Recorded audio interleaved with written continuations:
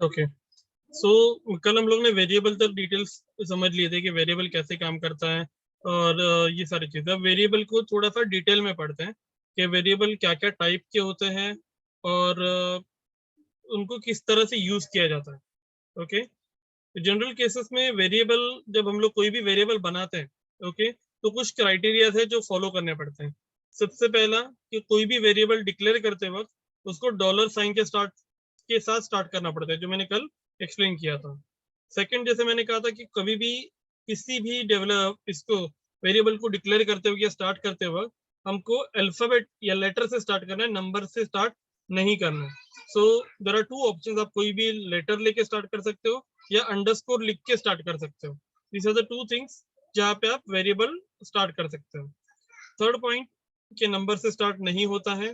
Fourth कि ये alpha numeric है, मतलब आपने स्टार्टिंग में क्या अल्फाबेट लिखने के बाद आगे आप नंबर डाल सकते हो, जैसे हम लोगों ने कलर 1, कलर 2 इस तरह के चीजों को यूज किया था। ओके, और सबसे इंपॉर्टेंट चीज, वेरिएबल जो होते हैं वो केस सेंसिटिव होते हैं। केस सेंसिटिव का मतलब क्या है कि ये जो दोनों एज और एज दोनों भी टर्म्स जो है ये अलग अलग कंसिडर किए जाएंगे।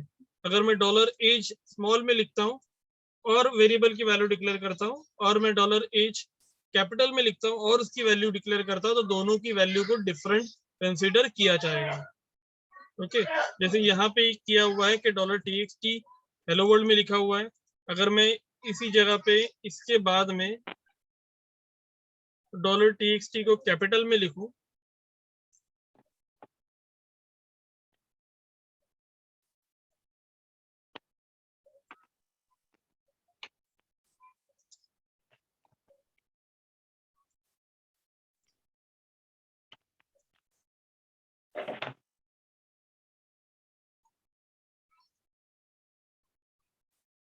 तो ये जो इको बी आर लिखा हुआ है ना, this is for the page break.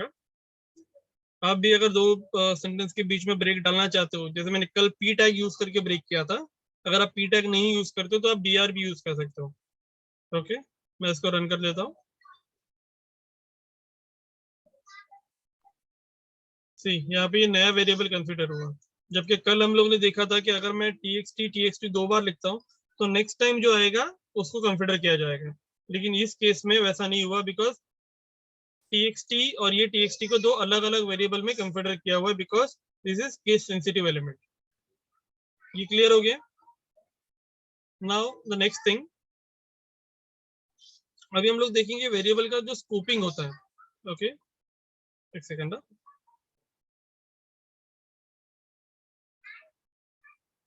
Variables जो होते हैं वो हम लोग आउटपुट यहाँ पे देख लिए हैं।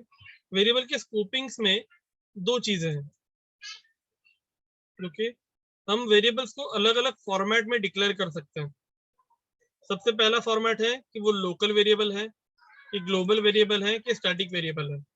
अब हमको इसको ये तीनों में डिफरेंस क्या है वो देखेंगे। ग्लोबल वेरिएबल जो अभी हम लोग ने थोड़ी देर पहले डिक्लेयर किया था, या कल हम लोग ने जो किया था, कि मैं किसी भी वेरिएबल को डिक्लेयर कर देता हूँ और उसे जहां चाहिए वहां पे यूज कर लेता हूँ, जिसको हम लोग लोकल वेरिएबल बोलते हैं। अभी जैसे ये टी है, लोकल वेरिएबल है। ओके, मैं एक चीज बताता हूँ जिसको क्या कहा जाता है, फंक्शन।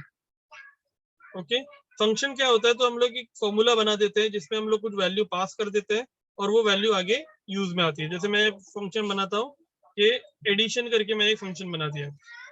ओके, इसको इस फॉर्मेट में कंप्लीट किया जाता है, मतलब मैंने फंक्शन लिखा, ये फंक्शन का नाम है, ये ब्रैकेट ओपन क्लोज के अंदर हम लोग इसमें वेरिएबल पास करते हैं और ये उसकी वैल्यू है।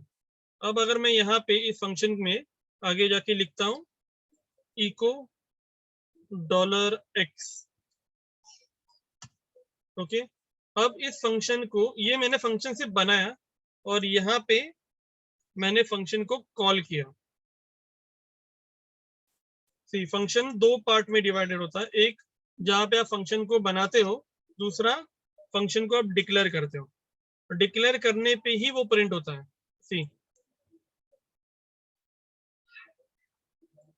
ओके, अब यहाँ पे हम लोग ने देखा कि एडिशन हम लोग ने डाला, यहाँ पे एक्स को वैल्यू कॉल भी किया था, एक्स का वैल्यू था 10.5, यहाँ पे ब्लैंक आया। अब हम लोग क्या करेंगे, इस एक्स को हम लोग इस पैरामीटर में डाल देंगे। अब हम लोग क्या कर रहे हैं कि x को बता रहे हैं कि आपकी ये वैल्यू है, और इस वैल्यू को हम लोग यहाँ पे b पास कर रहे हैं। Now if I run it, ये आ गया, यहाँ पे x का वैल्यू 5 प्रिंट हो गया। मैंने क्या किया, मैंने फंक्शन लिया, फंक्शन में वैल्यू पास किया और उस वैल्यू को प्रिंट किया। अब मेरा यहाँ पे ये फंक्शन आ रहा है, राइट। अब मैं इस $x की जगह पे अगर मैं यहाँ पे 10 लिख दूं, ओके, और इसको रन करूं,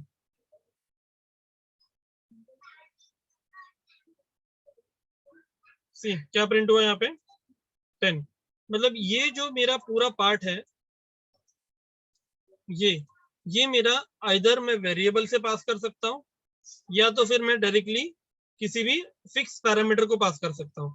अभी हम लोग ने यहाँ पे क्या किया, डायरेक्टली वेरिएबल को पास किया, वेरिएबल में एक ही वैल्यू था, ओके। तो मैंने यहाँ पे फर्स्ट पैरामीटर x ले लिया, सेकंड पैरामीटर जो है मेरा y है, तो मैंने $y डिक्लेयर किया, ओके। अब मैंने यहाँ पे लिख दिया 10 के बाद मैंने 15 लिख दिया।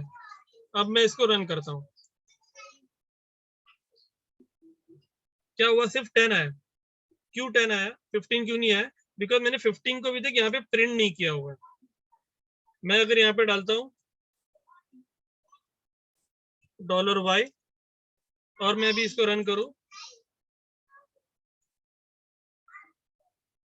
तो ये 10 और 15 दोनों आ गए। लेकिन मुझे आउटपुट चाहिए, मुझे चाहिए कि 10 + 5 क्या 15 कितना होता है वो चाहिए। सो मैंने यहाँ पे क्या किया, इको में $x प्लस $y कर दिया। अब मैं इसको रन करता हूँ, क्या मिला मुझे 25। अब ये मेरा जो फंक्शन बना था, ये सिर्फ एक पैरामीटर होल्डर है कि प्लस यहाँ पे जो वैल्यू पास करूंगा आ जाएगा। अब मैं इस फंक्शन को एक से ज्यादा बार यूज कर सकता हूँ। देखो ऐसे, मैंने यहाँ पे फिर से डाल दिया सेकंड पैरामीटर, और मैंने इसमें दे दिया 25,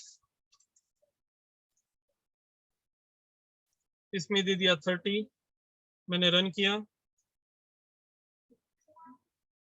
ऊपर 25 मिला, नीचे 55 मिला। अब हम लोग क्या कर रहे हैं कि हम लोग एक ही फंक्शन बना दिया है, लेकिन अब ये फंक्शन को मैं जितनी बार चाहिए उतनी बार मैं यूज कर सकता हूँ, okay, by changing the parameter, उसकी वैल्यूज। अब ये पैरामीटर स्टैटिक भी हो सकते हैं, डायनामिक भी हो सकते हैं। तो हमने यहाँ पे स्टैटिक वेरिएबल डिक्लेयर करके यहाँ पे इनको कॉल कर लिया, ओके। दूसरा मेथड होता है फंक्शंस को डिक्लेयर करने का।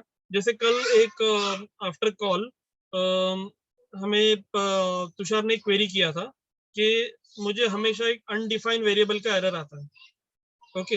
अब मैंने जिसको एक्सप्लेन किया था कि अनडिफाइंड का वेरिएबल इसलिए आता है कि तुमने जहां पे उसको कॉल किया है वो चीज यहाँ पे अभी तक बनी ही नहीं है।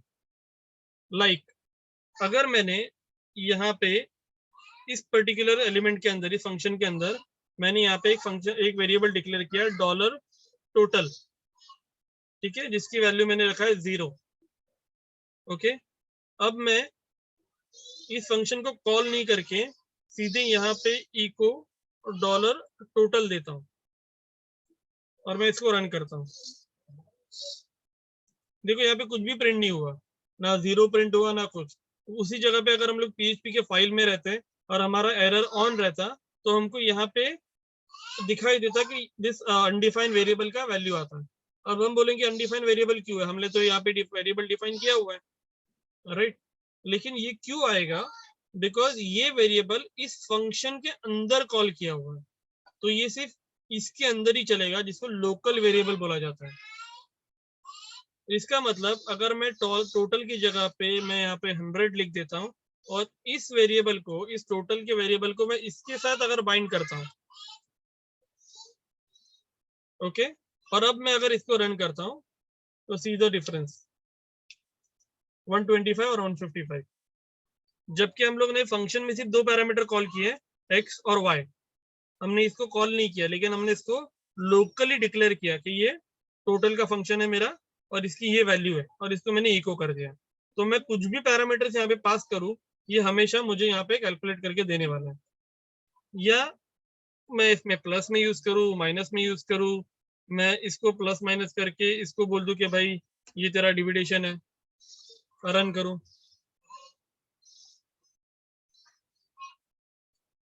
मिला।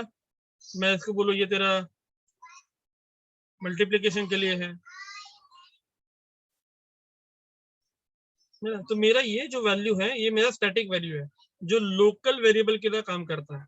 ये जो है मेरे, ये बाहर के रेगुलर वेरिएबल्स है जो मेरे कहीं पे भी प्रिंट हो सकते हैं।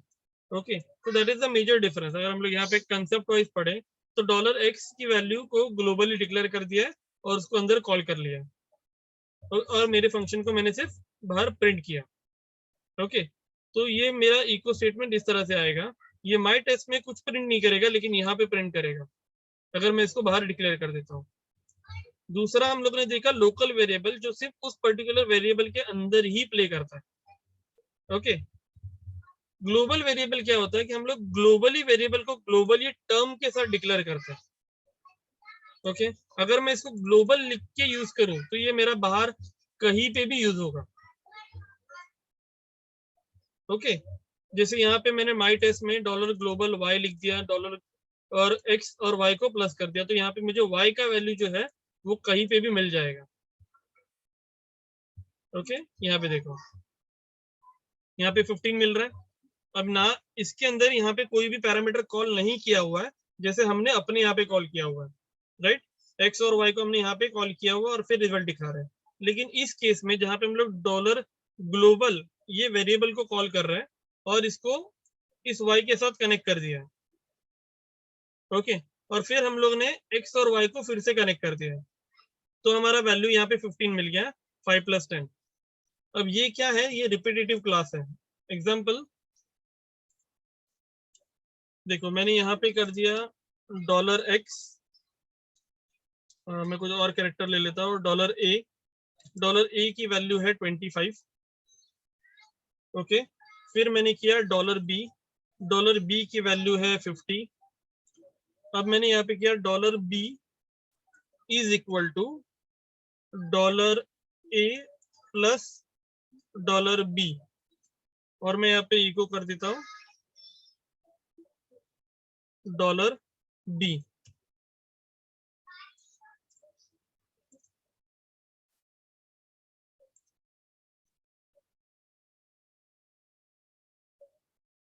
क्या मिला, 75।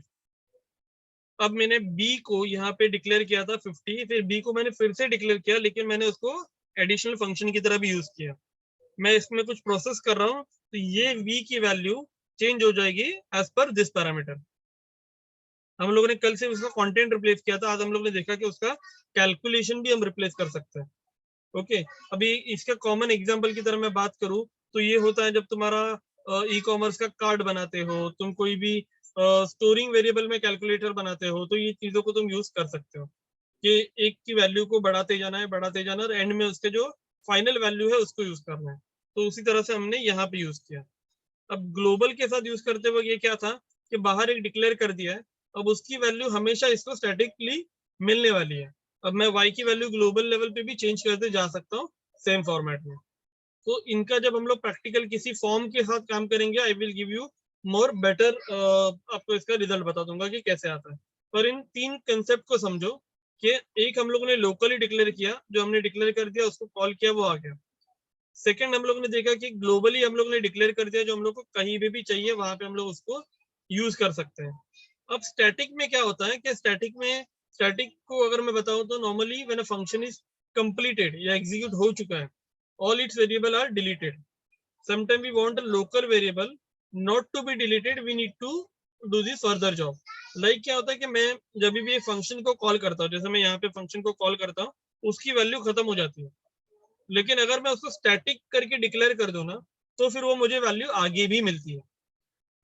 ओके, जैसे मैंने यहाँ पे डॉलर टोटल को डिक्लेयर कर दिया है, मैं इको की जगह पे इसको डॉलर न्यू टोटल करके मैं इसको यूज करता हूँ। ठीक है, अब मैंने इसको क्या कर दिया है ना कि मैं इसको स्टैटिक वे में इसको स्टैटिक करके डिक्लेयर कर देता हूँ। मैं पहले इसको अलग से डिक्लेयर कर देता हूँ $स्टैटिक स्टैटिक में मैंने यहाँ पे दे दिया डॉलर न्यू टोटल, जिसका वैल्यू मेरे हिसाब से 0 है। ओके, अब मैंने इसको कैलकुलेशन कर दिया, मेरे इस फंक्शन के बाद ये खत्म हो गया। लेकिन अब मैं इसमें क्या करता हूँ, मैं इसको जो हम लोग का a प्लस बी था उसमें मैं न्यू टोटल को पास कर देता हूँ। अब मैं इसको रन करता हूँ। ओके, हमारे पास एक एरर आ गया क्योंकि हमारा 2 बार इसको कॉल किया हुआ है।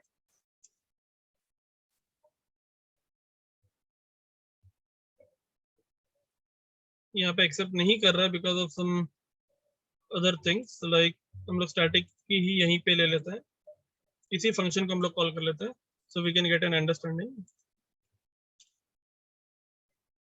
अब मैं यहाँ पे माई टेस्ट को, अब यहाँ पे आप समझो मैं माई टेस्ट को एक बार लिख रहा हूँ, रन कर रहा हूँ, यहाँ पे मुझे वैल्यू मिलेगा 0। अब मैं इसी चीज को फिर से कॉल करता हूँ और मैं इसको रन करता हूँ, मुझे वैल्यू मिलेगा 1। अब इसी चीज को मैं फिर से कॉल करता हूँ,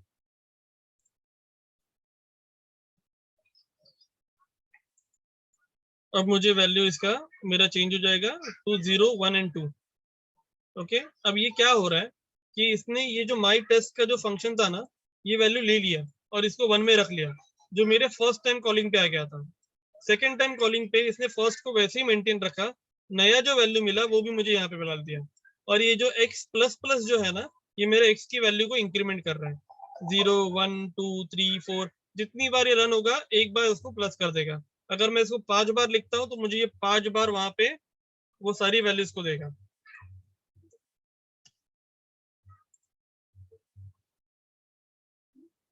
देखो, ओके, इनका ऐसे इन जनरल में सिर्फ ध्यान में रखो, जब हम लोग प्रैक्टिकली इसको यूज करेंगे मैं इसका बेटर एग्जांपल दे दूंगा। ऐसे इन जनरल में सिर्फ ध्यान में रखो। Tushar please mute. हेलो, हाँ तुषार,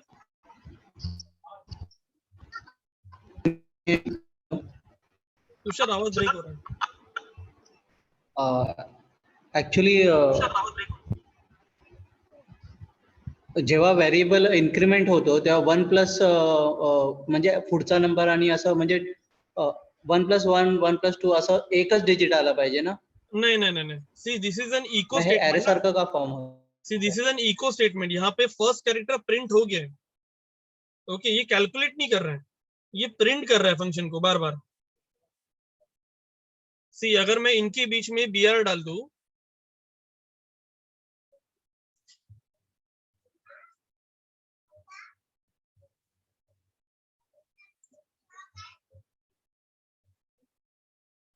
सॉरी सॉरी सॉरी, मैं इनके बीच में अगर br डाल दूं तो this is the second thing, 0 के बाद 1। Okay okay, okay, now we can get a better idea what I am trying to say. ये क्या कर रहा है ना कि हमने इसको स्टैटिक वैल्यू करके $x को दे दिया है ना, तो इसके वजह से ये वैल्यू x ये अपने आपकी वैल्यू को मेंटेन रख रहा है। जब नेक्स्ट टाइम इस फंक्शन में ये वापस आता है तो ये 1 है, थर्ड टाइम जब ये फंक्शन में वापस आता है तो ये 2 है, समझ रहे हो? And then we are printing it. अगर मैं यहाँ पे $x + 5 करूं, ओके, और इसको मैं रन करता हूँ, सी 5 6 7 8 9 हो गया, क्योंकि मुझे 5 यहाँ तक 6 मिल गया था, फिर इसने x प्लस प्लस करके उसकी एक वैल्यू बना ली 6। ओके, 0 + 5 6 हो गया। सेकंड टाइम जब ये फंक्शन फिर से कॉल हुआ तो इसने 6 में +1 किया, इसने 0 से स्टार्ट नहीं किया। अगर मैं इसको स्टैटिक नहीं करता हूँ और मैं इसको रन करता हूँ, then it will always give me same result 5 5 5 5 5। क्यों हमेशा ये क्या हो रहा है, जब भी ये फंक्शन फिर से कॉल हो रहा है it is resetting itself to 0। समझ रहे हो? लेकिन जब मैं इसको डिक्लेअर, हाँ आता हे लोकल फंक्शन झालं ना मग? ये लोकल फंक्शन झालं। हाँ, स्टॅटिक लिहिलं की स्टॅटिक होतं ते। यस, जब मैं इसको स्टैटिक लिख देता हूँ ये स्टैटिक बन गया। इसका क्या बेनिफिट क्या है कि अभी जैसा हम लोग ने ऊपर के फंक्शन में टोटल 100 लिख लिया था, बराबर है। अगर मैं इसको स्टैटिक कर दूं इस वेरिएबल को, तो जब भी मेरा ये फंक्शन सेकंड टाइम कॉल होगा ना, ये इसका जो टोटल हो चुका है, डॉलर टोटल की जो वैल्यू अपडेट हुई है, अगर मैं इसको टोटल करता हूँ और यहाँ पे भी टोटल करता हूँ, I am removing this now, okay, तो यहाँ पे क्या होगा, ये टोटल है जिसकी वैल्यू 100 है और x प्लस वाई मेरा 100 हो गया। अब मैं अगर एडिशन को 2 बार कॉल करता हूँ,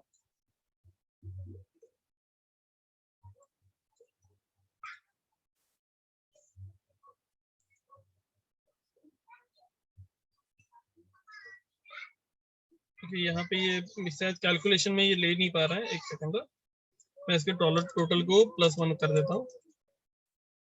ओके, अब मैं इसको रन करता हूँ।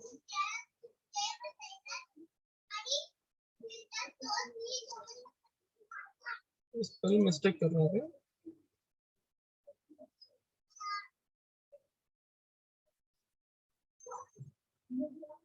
ओके ओके, सॉरी, मैंने इको ही नहीं किया, इसको सिर्फ प्लस किया है।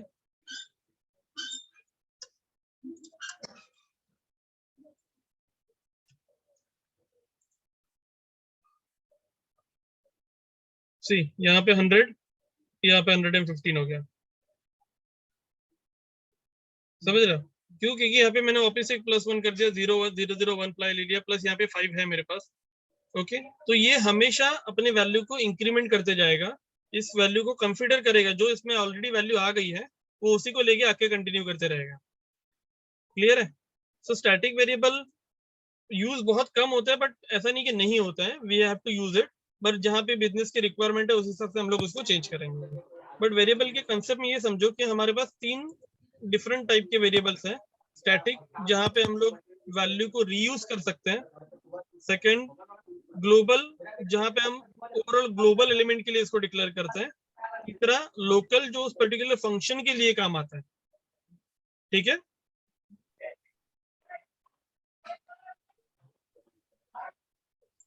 ओके, तो ये हमारा वेरिएबल के स्टोरिंग के रिलेटेड चीजें थी, और इसके साथ साथ हम लोग ने ये भी देखा कि हम लोग फंक्शन कैसे यूज करते हैं। ओके, फंक्शंस में हम वेरिएबल्स भी पास कर सकते हैं, फंक्शन में हम लोग स्टैटिक वैल्यू भी डिक्लेयर कर सकते हैं, विदाउट स्टैटिक भी हम लोग कोई भी वेरिएबल डिक्लेयर करके उनको यूज कर सकते हैं। और फंक्शन का सबसे इंपॉर्टेंट चीज होता है कि फंक्शन एक बार बना के मल्टीपल टाइम हम उसको यूज कर सकते हैं विद डिफरेंट पैरामीटर्स। ओके, अब ये सिर्फ नंबरिंग के लिए नहीं, ये अल्फाबेट के लिए, नाम के लिए, किसी भी चीज के लिए यूज हो सकता है। ओके, जैसे अगर मुझे यहाँ पे 5 लोगों के नाम लिखने हैं, और मेरा एक स्ट्रक्चर है जो मुझे हर किसी को दिखाना है। एग्जांपल,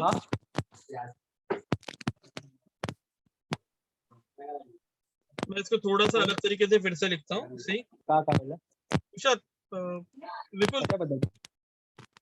विपुल म्यूट करो। Sorry sir.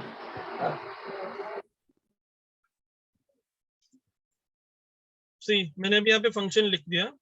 ओके, उस फंक्शन का नाम दिया मैंने वेलकम।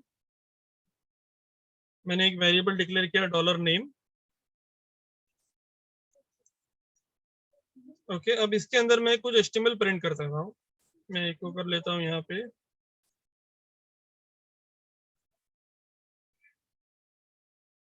ये मेरा टैग है h1 का, मैंने इसमें लिख दिया वेलकम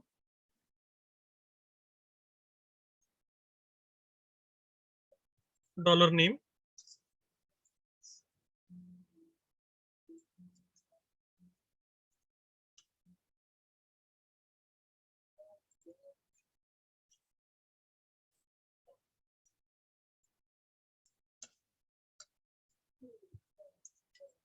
सेकंड सेशन, ये मैंने एक सेट बना दिया है।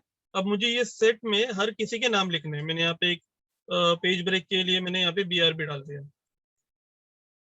ठीक है, अब मुझे हर एक के लिए और एक HRB डाल देता हूँ, जिससे कि मुझे एक रो मिल जाएगा।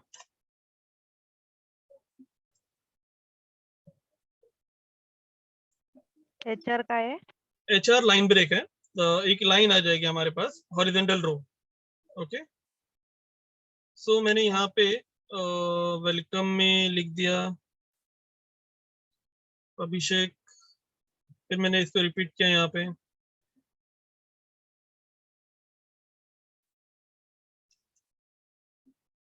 मैंने लिखा है यहाँ पे तुषार। तो मेरा फंक्शन एक ही है, मैं सिर्फ अंदर के नाम बदल रहा हूँ। ओके, तुषार के बाद मैंने यहाँ पे लिखा हीना।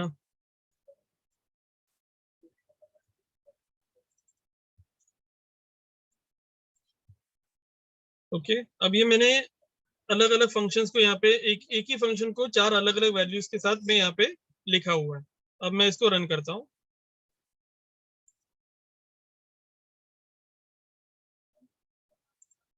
सी क्या हुआ, फर्स्ट आ गया welcome Abhishek, welcome Tushar, welcome Meena, welcome Sumit. समझ मतलब मेरा ये स्ट्रक्चर सेम है और मैं उसको रिपीट करते जा रहा हूँ जितनी बार मैं कॉल कर रहा हूँ, और हर एक स्ट्रक्चर के टाइम पे मैं मेरी वैल्यूज बदल रहा हूँ। अब मैंने यहाँ पे डॉलर नेम के बाजू में, ओके, मैंने यहाँ पे लिख दिया डॉलर कोर्स। ओके, अब ये कोर्स जो है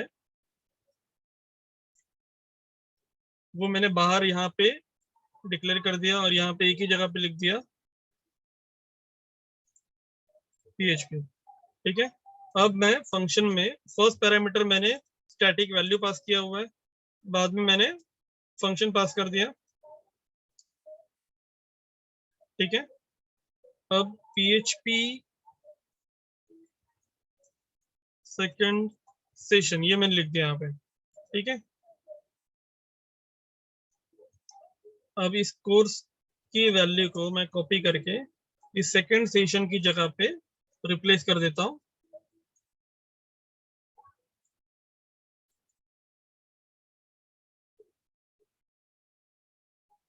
ओके, अब नेक्स्ट टाइम क्या, मुझे नेक्स्ट टाइम में यहाँ पे थर्ड लिखना है, तो क्या हो जाएगा, कल के दिन के सेशन में मैं यहाँ पे सिर्फ यहाँ पे जाके थर्ड लिखूंगा, मेरे उन सारे फंक्शंस में वो वैल्यू अपने आप अपडेट हो जाएगी।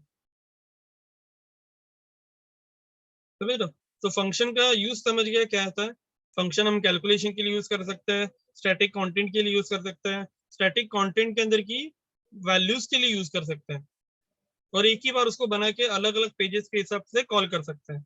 अब कॉमन एग्जांपल की तरह बताओ तो अगर एक कोई वेबसाइट बनती है जिसमें स्टैटिक टाइप के पेजेस होते हैं, home, about us, contact us, gallery, ऐसा, और हर पेज में मेरे पास पेजेस के टाइप का एक कंटेंट है जिसमें सिर्फ एक ही कंटेंट प्रिंट होने वाला है, तो मैं एक ही बार उस फंक्शन को बनाऊंगा और हर एक पेज में रिपीट करूंगा। ये मैं जब डेमो बताऊंगा तुमको फिर से प्रॉपरली एक्सप्लेन कर दूंगा, पर एक ही बार बनाओ और उसको रीयूज करो, that is the function best use, अगर बताना चाहो तो। ठीक है, देन आज हम लोग ने फंक्शंस को समझा और हम लोग ने समझा कि वेरिएबल्स में अलग अलग डेटा किस तरह से पास किया जाता है। ओके, तो हमारे मेन चीजों में हम लोग ने अभी तक कवर कर लिया है, कमेंट्स को, वेरिएबल्स को हम लोग ने देखा हुआ है। Echo and print we are already know कि इको और प्रिंट ये दोनों सेम कमांड है, मैं इको यूज करूं या प्रिंट यूज करूं इसका कोई डिफरेंट नहीं आता है। Okay, it will give you the same output. ठीक है, सो ये हमारा अभी तक का पार्ट है जो आज मैं इसको स्टॉप कर देता हूँ, देन हम लोग क्वेश्चन आंसर स्टार्ट कर देते हैं।